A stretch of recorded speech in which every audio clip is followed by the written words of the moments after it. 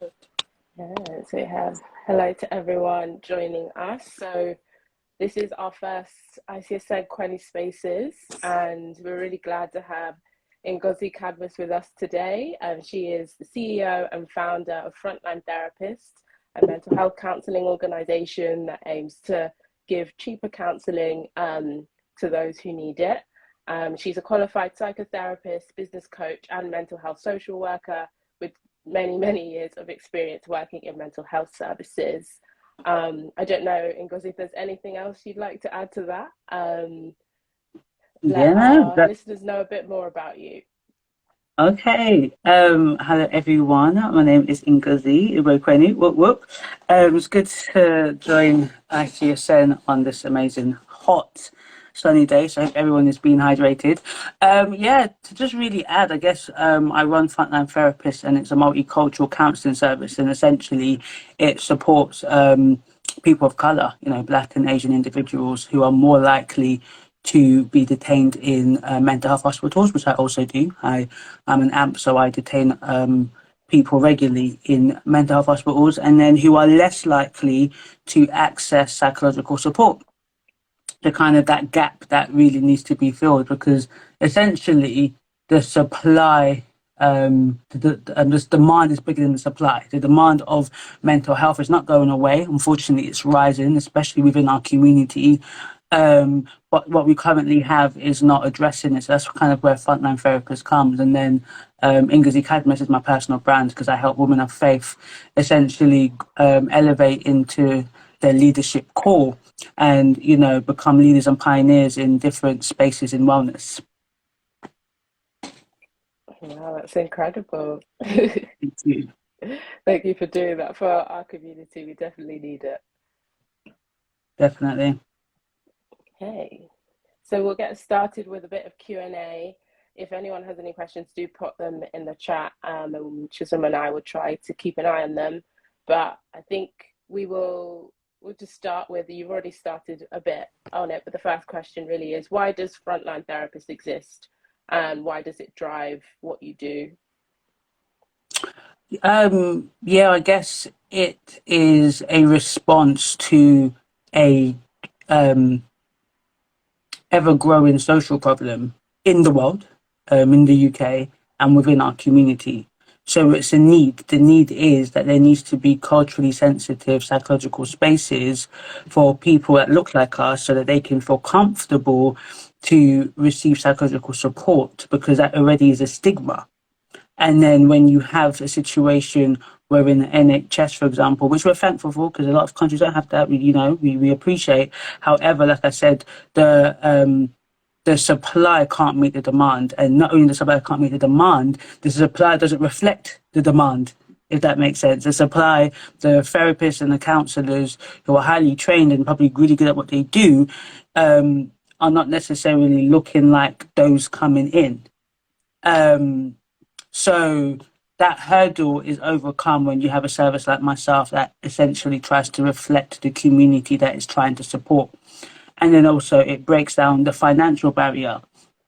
As therapy, to be fair, is actually not that expensive, but unfortunately, because of the level of inequality that we live in, it's expensive for a lot of people from our community to afford on a regular basis. So we make it very affordable, so that people are not too out of pocket to invest in their mental health and go about their everyday business and continue living life and stuff like that. So that's why it exists. It exists to fill the gap that is very present, and unfortunately growing wider and wider. Just a follow-up question from that. Do you work primarily with the existing practitioners, or is it mainly through the pipeline of new practitioners that you're working with, through the community with? So say that again. I think the line cut out when you said that. Yeah, sure. So are you mostly working with existing practitioners, so clinical psychologists, psychotherapists, Okay, work in that space, or is it mostly through the pipeline that you're building? Because I see on your website you have this form that people can use in order to register their interest. to be? Yeah, so it's not a directory, no. So we're not a directory that has like qualified therapists. We are I guess a matching service or a service. So all of the counsellors are in house, but they're all in training. So that's what makes it affordable. Once you're qualified, yeah, it's you can't really make it that affordable. But all of the counsellors are in training, so that's why it's affordable, because you're technically working with counsellors that are not yet qualified. But once a counsellor is qualified, then prices, invariably go up. So yeah, it's not a directory where that button you go on and you can put a few of your, live in South London, want a person, maybe, I don't know if you can, but for example, you put certain preferences and then people that meet that come up. No. It's not like that. And essentially, you go through an assessment process, essentially to find out what it is that you're coming for. Are we a suitable service for you? And if we are, who in our current caseload of counsellors can be a good match for yourself? And obviously, if you request a black female counsellor, for example, we try as much as possible to meet that request. Great. And so if someone on this call wanted to use Frontline Therapist and get in touch with someone to talk to you, what's the best way of them doing that? To go on the website, www.frontlinetherapist.com, and essentially book a consultation. We're booked out. I think our slots are coming up next week, so we do get booked out quite quickly. So when our slots are released, I think on Monday or Tuesday, you book a consultation. That will be for August, and then after the consultation, then you get matched with a counsellor. So there is a waiting time, because the reality is the supply never meets the demand, because there's more people seeking a black female counsellor after 5 p.m. than there will ever be enough black female counsellors available at that time. So there is that wait. So I always tell people there are maybe other services that you can get a therapist quicker, or if you can afford it, find a qualified one. And if they're free, you can kind of meet them tomorrow if you make contact with them. So the reality is there's always cons in this situation. You kind of have to be willing to wait, but if you're happy to get an affordable counsellor, then those are the benefits. And of course, some people do get much quicker. If you're like, I'm available anytime, any day, then you're going to get much quicker. But if you've got specific times, I'm only available on Tuesdays, then it adds to that. So it is quite a simple process. But I think one of the things I'm aware of within our community sometimes, unfortunately, we leave things to the last minute. We leave things when we're really stressed or when there's crisis, right? So let's not lie. When you want something now. So there is that element that, I've got to manage the expectations. The reality is, it doesn't always work like that. When you want it now, it doesn't always happen. But I get it. In that moment when you're really distressed and you need someone to talk to, you want it now. So it's not an emergency service, and it's not a service that can essentially meet your needs today. Though we have another service that does do that sometimes, when it's, again, everything gets booked out, which I'm very fortunate about, but that just shows you the level of need there. Like, it gets booked out very quickly. So I always tell people, as soon as the slots go out, you need to book. So sometimes within like 3-4 days, 50-60 slots are booked. So it shows you how much people want the support. And what are some ways that specifically our Igbo community can manage their mental health and avoid getting to crisis stage and needing someone desperately? What things can we do to things to manage ourselves better? Good question. What things can you do to manage ourselves better? So I guess to start off, we all have mental health. Mental health is like physical health. Mental health simply is just the way you perceive yourself, the way you perceive others, and the way you feel the world perceives yourself. It's mental ill health or mental illness or mental disorders. So a lot of the terms are interchangeable. It's mental disorder, and it's that spectrum. So we have mild to severe disorders. So and most of us will be in the mild to borderline, and then those with severe disorders like maybe schizophrenia. Well, it's not because you've got schizophrenia, but when it becomes an issue is when it is affecting your life and it is impairing your life, right? So the way to manage your mental well-being is to be aware. And the issue is people are not aware. They become aware at the point where it's crisis. When it's affecting your life, when you can't go to work because you're depressed, when you're not bathing for a couple of days, right? So the first thing is we need awareness. And how do we have awareness? Psychoeducation. this kind of discussion, talking about our emotional and mental health from early, so we understand that if a couple of days after a situation, maybe in work, is keeping you down and you feel less motivated and you don't want to go out, maybe at this point start talking to friends if you've got, a safe space. That's when you start talking about it. Because what happens instead is that you have an issue at work, it piles up, the issue continues, is not dealt with properly. Maybe you've got issue with your partner. These are the things that keep piling top. Maybe you lose your job or your car breaks down, you ain't got enough money to, these are the little stresses that continue to build up. And then a year and a half later, you're full blown depressed and you're like, oh my gosh, how did I get to this position? How did I get here? Right? So awareness is the biggest thing. The more we talk about it, the more we give ourselves permission to not be okay, and give us permission to seek safe spaces. There's always have to be therapy at the first instance, but to seek safe spaces, the less likely it will be that it will be when you haven't bathed for a whole week and your family is like, what is going on? You need help. That we'll get to. When you start feeling a little bit demotivated, when you don't feel like yourself, you'll begin to realize something is off. What is happening that I'm not feeling myself? Why am I not as centered as I normally would be? Why am I withdrawing from people as I would? So yeah, I would say awareness is key. Support your friends and family. I think it's really important to be our brothers and sisters keeper.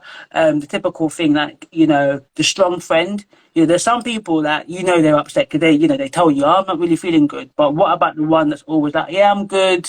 Or Odinma is always good. I'm fine. God is good. All of that stuff. What about that person? You can't be good every single day of every week. If you have a friend that you talk to regularly and they're always good, everything is good. But you're like, right, I thought you broke up with your boyfriend, but I thought, check up on that person. Because it's probably unhealthy, not normal for a person to be good 365 days of the year. It's just so something is going on. They're either themselves not able to connect with themselves, or they're not able to share with you that they're not as good as they would like, right? So I would say that's important. Check on your strong friends. Also, if you become aware of how much you draw on other people, be somebody else's strong arm. So if you're somebody that you always call a friend to tell them about your stuff, why not say to somebody, I'm here for you.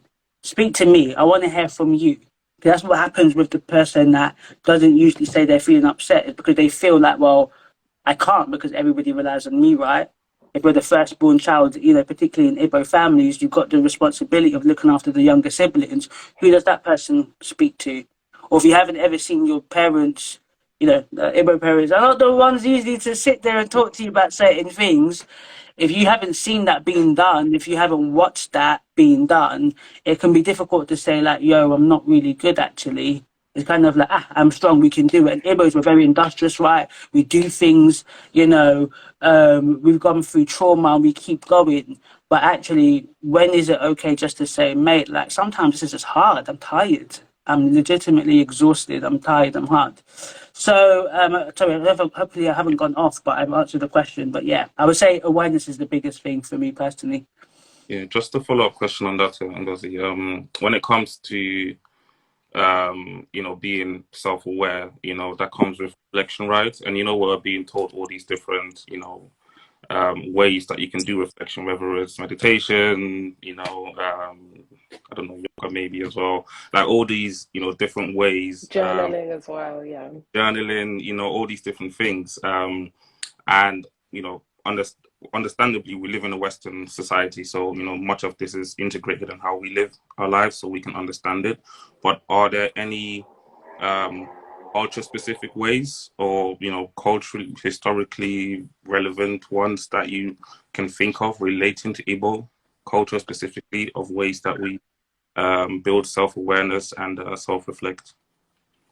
I think I'm not going to sit here and be like I'm the master of Igbo culture, but I know that the elders. There are things within the Igbo community that is similar to kind of counseling and therapy, where you speak to people. There are those spaces where you speak to an elder, right? You will speak to an elder with your issues, and you'll talk about that. So having trusted people, and then obviously nature, just because we come from a very agricultural background, it would be kind of being one with nature. So I would say culturally, in all honesty, and this is, I'm a bit controversial. I can recommend you and all that stuff, but the only thing I don't like about all of those things and why I'm saying to speak to somebody, it doesn't even have to be a therapist, is because you cannot see the whole picture when you're in the frame. So self-reflection is only good to a point, because everybody's supposed to self-reflect, but people are not aware. Everybody's supposed to self-reflect, but you're rude, and you're like, I didn't know I'm rude. It's like, bruv, no one told you that you're a bit rude, or you're a bit abrasive, or you're a bit this. It's like, so I feel like you have blind spots as a person. So I think doing things on your own takes you so far, because I don't know how you see your own blind spots, and that's quite prideful and arrogant. So I think speaking to people, being honest with people, saying, look, can you tell me about myself? Obviously, don't tell us something that you think has your best interest at heart. So I think, from my understanding of a bit of the culture, would be there is like that eldership of men, eldership of women, isn't it? In the common what you call it right now, in Igbo land, and that would be something. But we don't have that, unfortunately. But that would be what a culturally sensitive way of embracing some Igbo culture would be, and that's what should happen. Like, okay, if you talk about scriptural, the older woman should look after the younger girls, right? The older men should look after the younger girls. We should have a bit more of a communicative experience, but we don't really have that. Some people do it, so maybe some families are better than others. You're with your cousins, you've got the auntie, you can't speak to your mum, you can speak to the auntie. But I think coming to this country and coming to the West has made it quite difficult, because some of the families come at different times, live in completely different areas. So you don't get that, well, I can't speak to my mum, but I can speak to that one auntie that I can talk to, kind of thing. But that's what I would say. I think if we had more of that, and we understand why we don't have that, but if we had more that, we as millennials and Gen Z now can in cultivate that within now our new families, that would be important. So if you've got siblings, it would be good to say, look, to my children, I get that at a certain age, my child may not want to come to speak to mummy. So maybe let them speak to you. Please be that sounding board, and only come to me if it's like a safeguarding issue. I've really got to know that something is going on with my child. But that's what should be happening. But I don't know how many conversations we have even with our friends and saying, look, I want you to speak to my child. If at 13 they don't want to talk to their mum, like we didn't want to talk to our parents when we were at a certain age. That's going to happen when we have kids, or we have kids now. So that's why I would say it's culturally, but we don't have that community spirit. There's that lack of trust, isn't it, that we have with each other, that's not been cultivated. We're not sharing our lives with each other to foster that environment where your child may not speak to you, but will be speaking to somebody. What happens typically is we internalize it, right? Or it goes out on social media. So yeah, that would be what I would say. But I'm not the best person to talk about Igbo culture in that regard. But I thought it was a really, really good question. I'm going to do more research to look at Igbo practices and what are some of the healing things that they would have done too. But of course, they would have gone to the wise man as well, wasn't it? They've gone to whatever we call the equivalent to like a priest or something like that. They would have done that as well. Okay, I'm sure our culture exec Agachukwu will be happy to follow up with you on that one. Yes, please. So Ugochi, just before you go on, there's a question, well, not a question, just some practical insights that I think might be useful. One of the people listening, Real Versatile, he mentioned earlier on when you were talking about us leaving things to last minute. That it's something that he struggles with. Thanks for being open with that. At Real Versatile. Sorry, say that again. So sorry. He struggled with what? He struggles with time management. Let's just say that being last minute when it comes to requesting for the help that he might need. So he said that he doesn't really notice. What causes that. So I was thinking, from a practical perspective, what's a sort of a good technique or a model or a way of doing things that he could implement to get to the bottom of his bad time management. If he understood, if you get one thing about that question, yeah. Let me try. I'm not good at short answers. See, good. So if I was another type of person, I would just say, okay, well, if you're bad at time management, what you need to do is write all your tasks down. And that's not how I roll. If you're poor at time management, is usually an inner issue. So if it could be a self-esteem issue, it could be like, and you'd be shocked, but it will go down to that. It's something to do with how you feel about yourself. If you're poor at time, right, time is meant to be our most valuable commodity, right? Then there's something about not being worth it or not being valuable. And it may not be in everything. So you might be like, oh no, because some people's natural is to say no, no, no. But it comes down to that. Because why would you be poor? Why would you, when you think about what time is, right? You've got a task to do, or you've got something to do. I don't know if it was in relation to tasks or more about himself. So I'm giving tasks as an example, right? I know a person who's, can be quite late sometimes. And what it really came down to, they didn't value themselves. So they were just like, oh, they're late. But it's because in their mind, nobody's going to miss me if I turn up.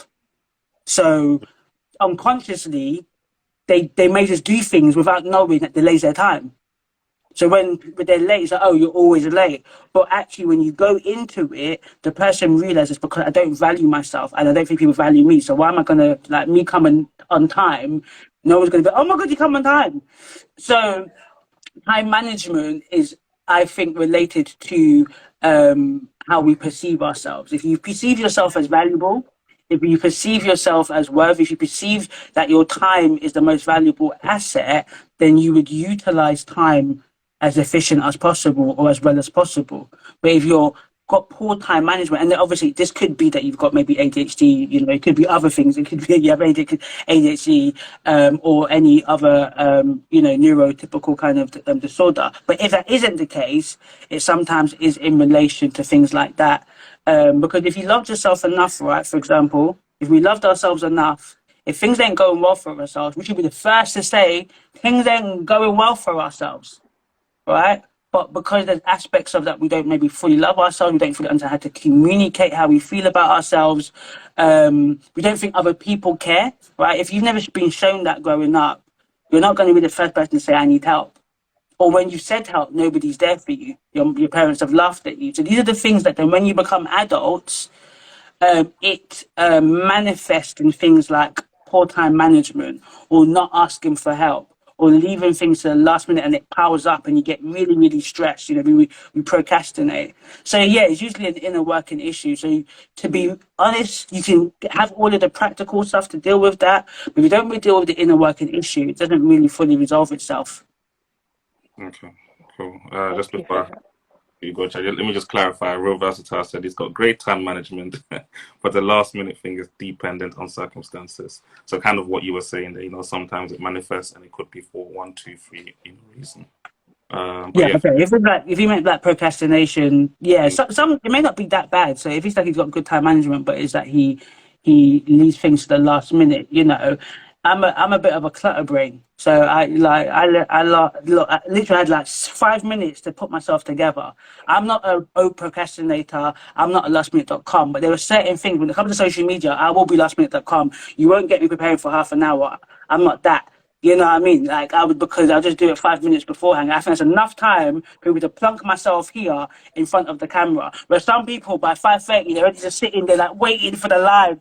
Do you know what I mean? They're really anxious, right? So sometimes in general, that's why it's so important about knowing yourself and being aware of yourself. There's good and bad, right? So I'm very much a multifaceted person. I can do 5 things at one time. But maybe the negative about that, well, back in the day was really negative, is that I used to take on so much that I didn't even know that I was under a lot of stress until my body shut down. So now I'm more aware of when I'm just doing too much. But I can take on more than most people, which is a strength. But it could also be a weakness if I allow it to get so much where I'm not sleeping. I'm like, oh crap, okay, I'm doing a bit too much.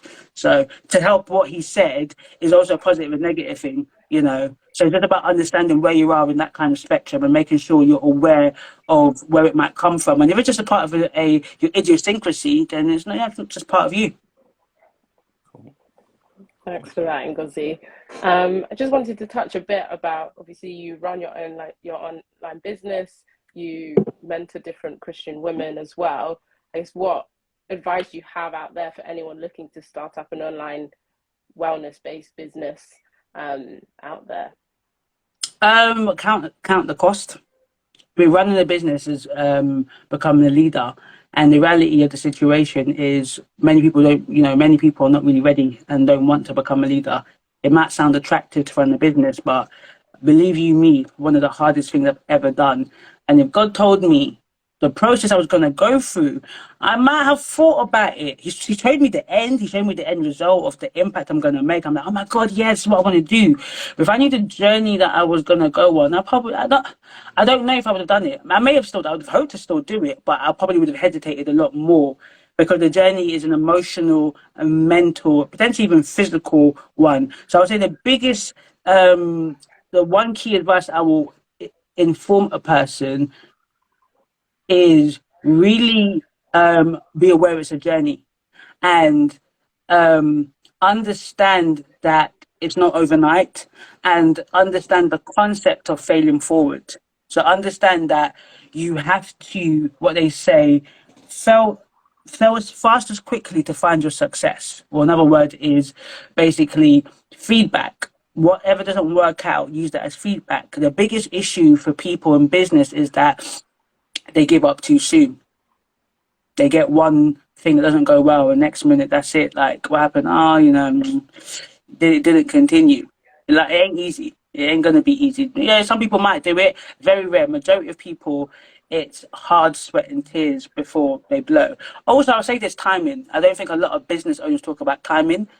You have two people have a similar idea, and one blows, one don't. But the other one was just as hardworking, just as determined, just as committed, but it's timing. The Deliveroo founder had his idea of Deliveroo, I think, in the early 2000s, but he could not produce it until Apple created App Store.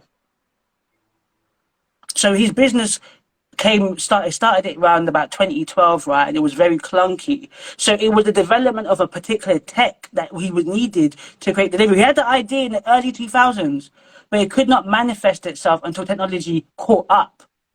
So it was timing. And if you look at every successful business, it is also timing.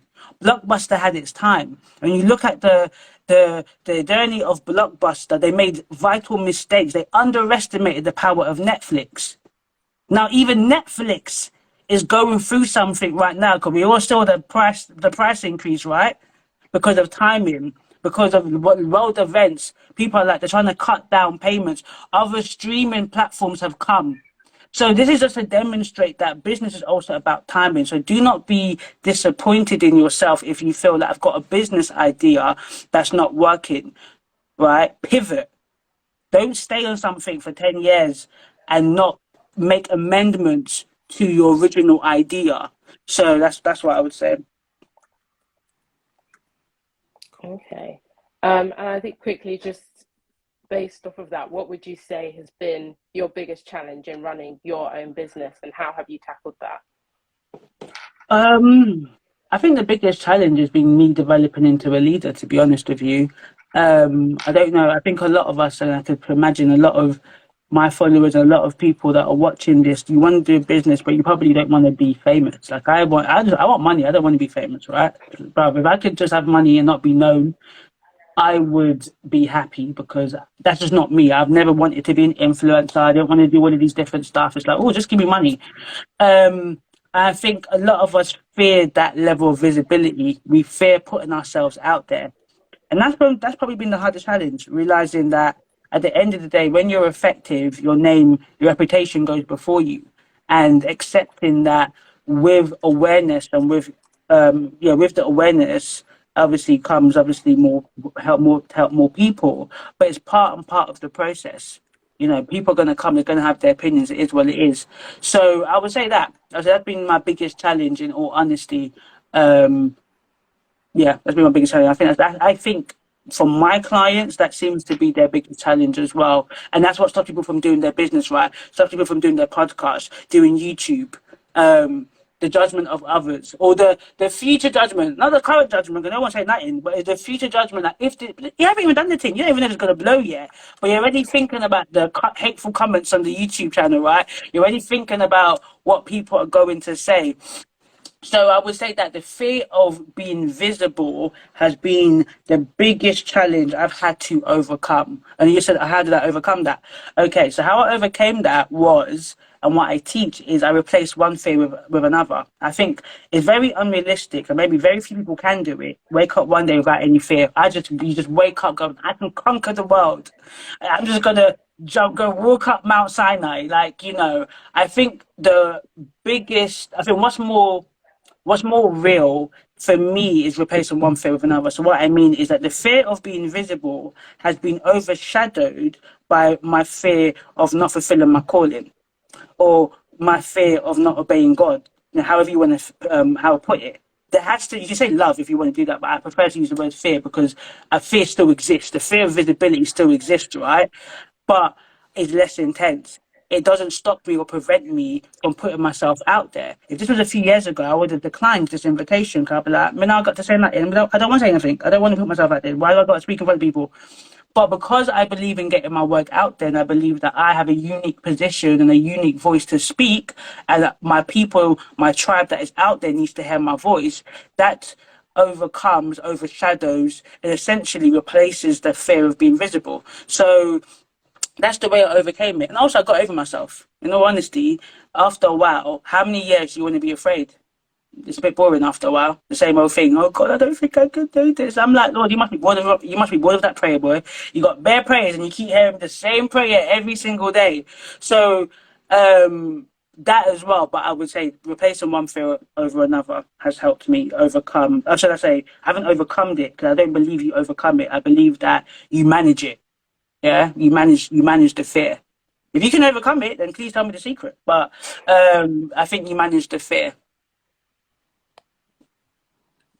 Just on that point, I think you sort of answered this. But in addition to that, what can you advise us when it comes to managing your mental health as a business owner? Unless you've already covered it in what you've just said.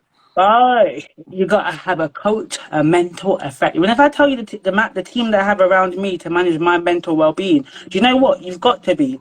Because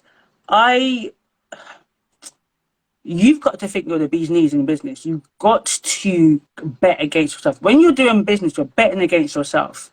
You are saying that what I am putting out into this marketplace is valuable, and y'all gonna see it too, right?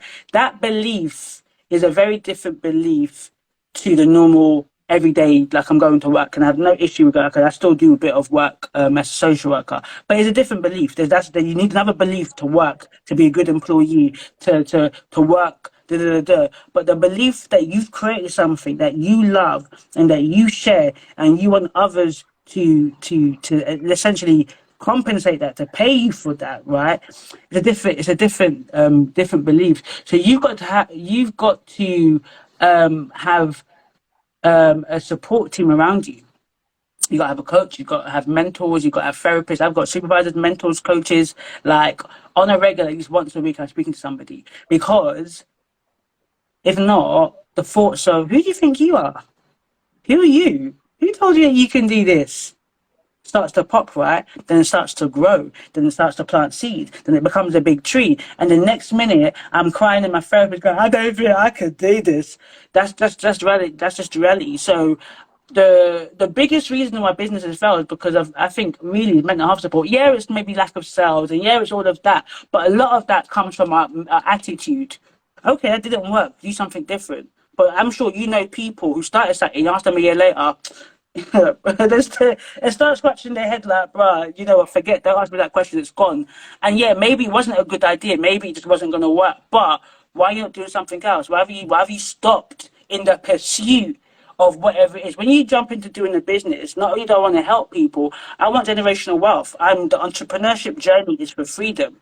So you should never stop in the pursuit of your freedom, right? The idea that you might have had might change. So yeah, you cannot do business alone. Any person right now that will listen to this, listen to the replay, that is on your own right now, you need help. You need help, because very few, I'm sure there's always that one person that did amazing without help, but very few. Every musician singers have a vocal coach, right?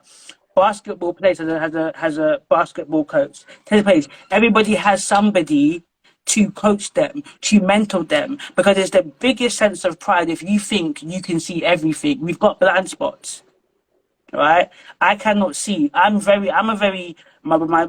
employees will say that I am very the opposite of micromanager, right? I'm very lax, right? But the weakness is that I literally had to chase up a lot of invoices, big payments of five-figure payments, because I will pay you something if you don't do it. Because I'm so busy, I'm not chasing that, right? Then the negative thing, I'll be like a month. Wait a minute, I paid that person 10K. They didn't do what I told them to do, right? I got to chase them up. But I've got other friends, bruv. The next day they're like, "What you what you did?" So the positive thing is that my team have the autonomy, we have the freedom. The negative thing is that I can be very bad. So I've had to be very conscious of, yes, I am very laid back. I don't like to bother people. If I pay you to do a job, I expect you to do it. But no, maybe I need to say, let's meet up in 2 weeks so we can do a review, right? But that was from people telling me, like, have you chased that person up? I'm like, no. I think you should. You think I should? I should chase the person up, right? I wouldn't have figured that out on my own because my natural default setting is just to be quite laid back. So you need really basically need a coach, you need a mentor, you need a therapist, you need all of that stuff. And if you want to become great, if you want to be good, do it on your own. But if you want to be great, seek help and seek support. Thank you for that. That's Perfect. some gems So there much for for that. everyone. People hearing this. Listening in this replay. Yeah. Yeah. I think because it points back also to what we're trying to do at ICSN. We're trying to create a community for young professionals and entrepreneurs, and we have some really amazing people within that community. And I think the more we can connect with each other, speak about our mental health and support each other, I think the more that we can help each other grow and flourish and get that freedom that you're talking about. But yeah, thank you so much for speaking with us today, Ngozi. Thank you for having me.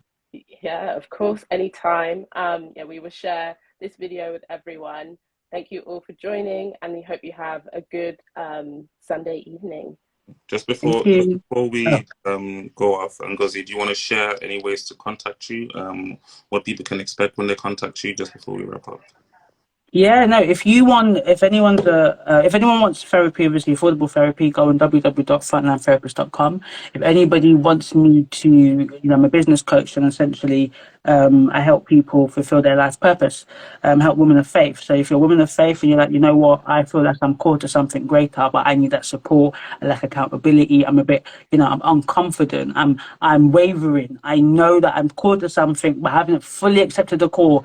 I'm basically being a bit of a Jonah, and you need a fish to come swallow you up, then go on Ngozi Cadmus, NGOZICADMUS on Instagram and DM me, or watch the masterclass, which helps women of faith essentially level up in their business. And yeah, connect. Let's see how my team and I can support you fulfill your calling.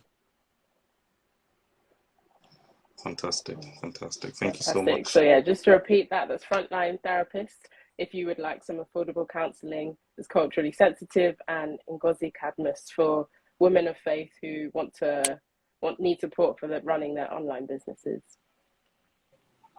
You get me. Thank you, everyone. Thank you. Take care. Bye. Bye.